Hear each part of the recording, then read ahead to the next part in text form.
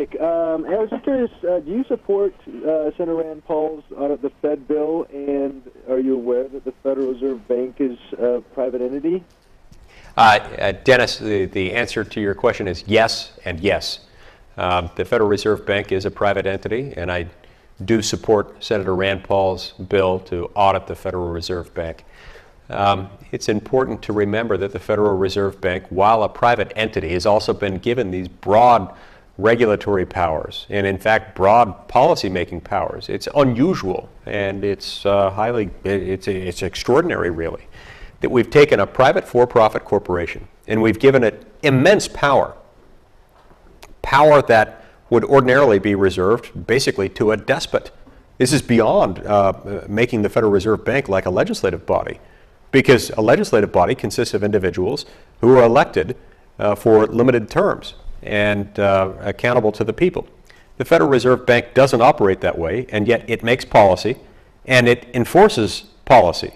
And so it really acts much more like a king within its own realm where it's authorized to act.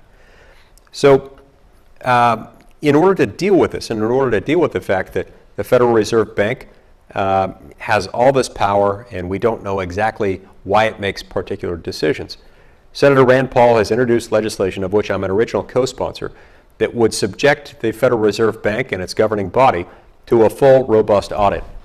Now, it's interesting. Some of the opponents of that legislation, including some Senate Republicans, actually argue with a straight face that we don't need that because they say the Federal Reserve Bank is already subject to audit.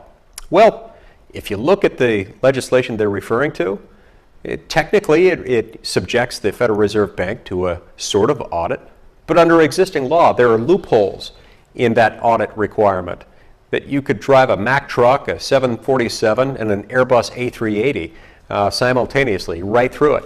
And so it's one of the reasons why we need to pass Senator Paul's legislation.